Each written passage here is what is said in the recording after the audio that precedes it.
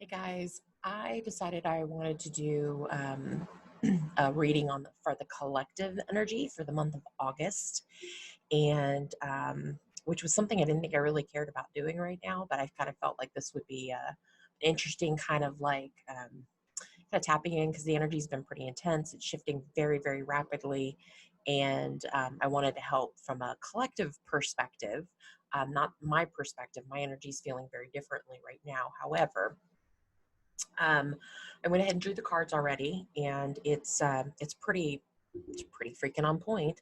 What we do know collectively already, general consensus is August is going to continue to just hammer us with this new energy coming in. It's a massive amount of energy that is allowing for big time transformation right now. If you allow for it, you have to accept it and allow for it. If you're still resistant in any way, you're going to continue to feel just like you're getting hammered left and right and from all directions. But getting to a place that you can acknowledge and understand that's what's happening. We're all in a massive, pretty much just we're in a total death cycle at the moment. Those transformation moments, everything's falling apart so that it can come back together and give birth to something new. And how you respond within that is going to really create the atmosphere um, for better connection, for higher awareness, for healing, um, allowing you to work through your shadow work faster and things of that nature. So, that being said, the cards support this. So the very first thing that came up was, sorry, I'm going to do my best to get the glare situation going here. So it was Door to Spirit. And I mean, right now, specifically because we're in the middle of Lionsgate to about the 12th of August, 8-8 actually being the Lionsgate portal, massive transformation energy. Doors are wide open. This is just showing this beautiful entry of spirit and connection to all things is just at a really heightened state right now. Conversely, what comes with that at the moment, collective, it's talking about envy, but I really feel like if you look at the way, if I can get this to focus there, see how she's just in this dark, ugly castle situation, but looking outside is this beautiful golden palace and fruitfulness and just, the light is different. And it really for me is more of that contrast of perception. Envy is very much about perception. It's the you have something better than I have, and the grass is always greener, the whole thought structures that buy into that. And I think this card really is talking about August is a lot of your choices of what you're looking at, what your perspectives are. If you think somebody else is having it easier right now, you're probably wrong. It could just be how they're handling it. It doesn't mean that somebody's not getting hammered with the same amount of energy. It's just kind of where they are in their journey, what they are allowing, accepting, and moving with. Working with instead of against releases a lot of that tension and pressure and creates a different type of peace in the middle of it. Um, and the other thing I think this card is really representative of is doing your shadow work, which is crucial to anything. If you're still stuck in the matrix and shadow work doesn't make any sense to you, we need to talk about that. But this is really the uh, you can't transform, you cannot elevate, you cannot ascend to the next level in your journey or even collectively as a race and as a planet until we do shadow work. It just doesn't happen any other way. And so, transforming those pains and those traumas and wounds and calling all of ourselves, multiple selves back into oneness, um, we can't get away from that till this happens. So I think this card is very representative of August being multiple pieces, big time of transformation, do your shadow work, shift your perspective. Nobody else is having it any easier. It's just what you're allowing versus resistance. Okay. But this is also a time for new beginnings. Family card to me can be family, but this one is just more that joyful playfulness energy. And there is that new baby. And to me, this is more, given the context of all of the cards, this is more of a opportunities for brand new beginnings. That transformation energy that I was talking about, that was the very first card, this big transformation energy. This is very much connected to this. You have the opportunity right now for massive new beginnings. It's just going to depend on, again, allowing versus resisting. The other two cards that came up with this related to collective energy. We have fear, not a shocker, and we have decrease. And I think both of these are really talking about the general feelings amongst the collective is, you know, a couple times a day we have these massive events. We're really going through the event. We're just going through a myriad of multiple mini events. And it's like every day is bringing you something that is triggering trauma within you that is having a response, which is creating fear, different perspectives. The more you feed into fear, the more you feel lack and decrease and drought and emptiness and abandonment and all the other kind of feelings that go with decrease, less than. Um, each of these little mini events is triggering those places within us that do create fear. So when you have trauma responses that have not been dealt with, or trauma that you haven't worked through and honored, acknowledged, and healed, even some that you have, this is something I'm finding out at my level right now, is I've healed a lot of the trauma wounds, but I haven't dealt with the responses. I still have these responses in me that trigger me periodically. Mine aren't necessarily triggering fear, but there are other emotions within that spectrum of fear, which is the opposite end of the spectrum from highest love, highest good, highest love. It's the other end of that. And so this is still a lot of this. And I think this is where we have opportunities to start working with this part. Okay.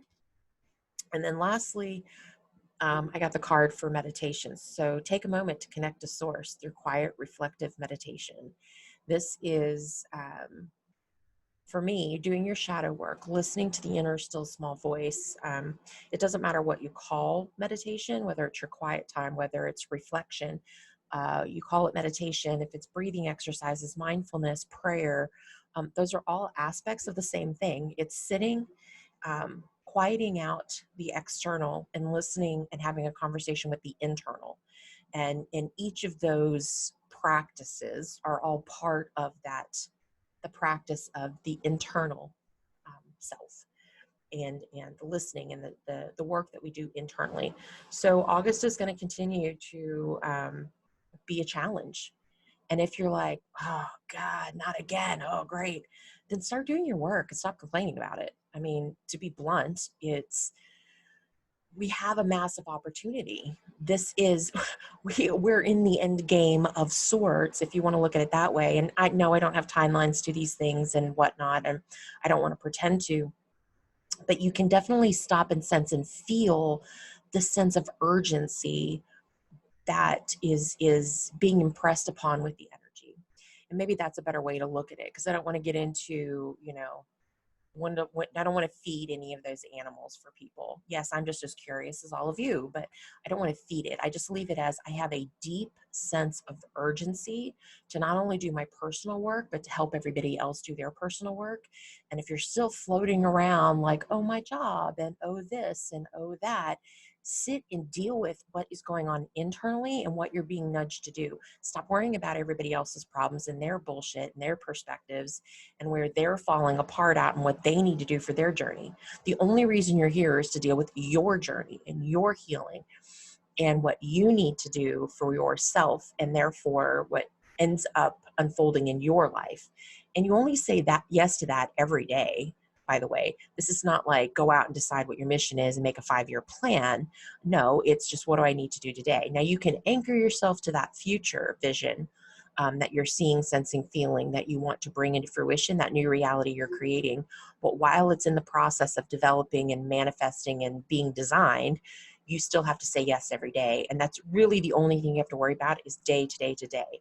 And guys, it has to start with the internal job. It has to start with self-love, self-care, self-nurturing, nourishment, quiet time, meditation, breathing, sensing and feeling into your body, doing the healing work, doing the trauma shadow work, calling those parts back in, loving those parts of yourself and not ignoring any of them. If there's anything that you're afraid of in yourself, then you're out of balance. And so that's a really good place to start.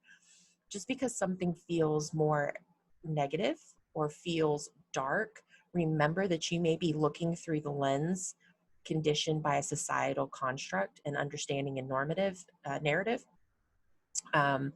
Specifically, those of us that were churched, we have a very strong reaction to dark or negative energy, specifically from a spiritual context, because spiritual warfare and some of our denominational backgrounds were really given more precedence than other things.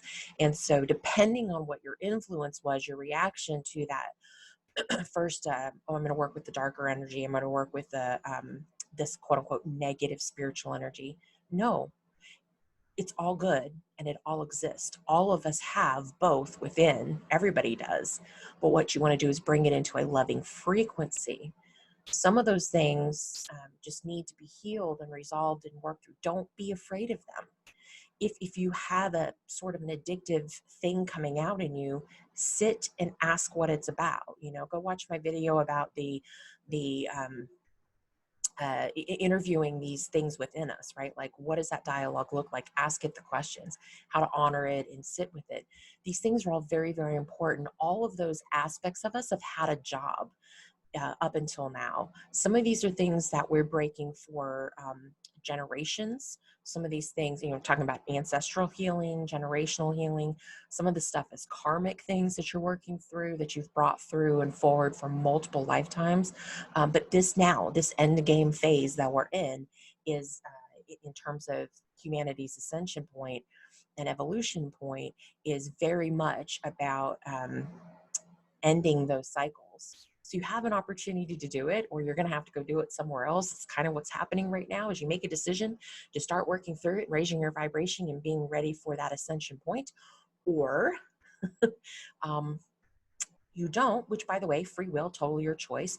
You're going to be miserable. You're not going to feel great. And you're going to have to make a decision at some point to go exit the planet, figure out your karmic stuff in another place. You know, all of those kinds of things. There's so many layers to that. I don't know why all that wanted to come out. I think it's the sense of urgency. I've already had this a couple of times this morning, and I apologize to those of you that have already felt this from me privately. Actually, don't apologize. I just apologize that you weren't prepared for me to go bleh on a Sunday morning. But it's the sense of urgency is the only thing I can come back to. Is I just feel like, guys, we don't have time to waste. So if you're fucking around somewhere because, you know, things just feel like, oh well, I got this thing. If you're still living in your 3D matrix world, and all of us are to some extent. I'm not saying that we don't exist and enjoy the humanness that's part of the journey, right? And having family time and doing great adventures and all of that stuff is absolutely part of it. I'm talking about the old constructs of, this is how you do things, this is how you live, this is how you exist, this is how you work. It's the performance and it's the tasks and it's the doing, not the being, right? Caring for ourselves. All of those old programs are the things I'm talking about, with that have to be shredded and left behind. It is not the human part of our interaction and the beautiful part of our journey, and why we're here to do this. This is a very unique planet. It's a very unique construct. This does not exist everywhere else in the galaxy. So yes, lean into it, enjoy it. It's absolutely beautiful. Leave the old programs behind. Snap yourself out of it. Okay. All right. That's it for today. Yeah. Talk to you later. Bye. Oh, full moon tomorrow, Monday, August 3rd. Plus, we had Saturn and Jupiter aligned with the moon last night. If you didn't see, we're in the middle of Lionsgate energy, portal energy, which is massive. We've got the full moon tomorrow. Just, again, anticipate ahead of time that you're going to get whacked with the proverbial 2x4 up against the head, in the face, wherever else. Just go with it instead of resisting it, and find what you personally need and what that personally means to you. All right, bye.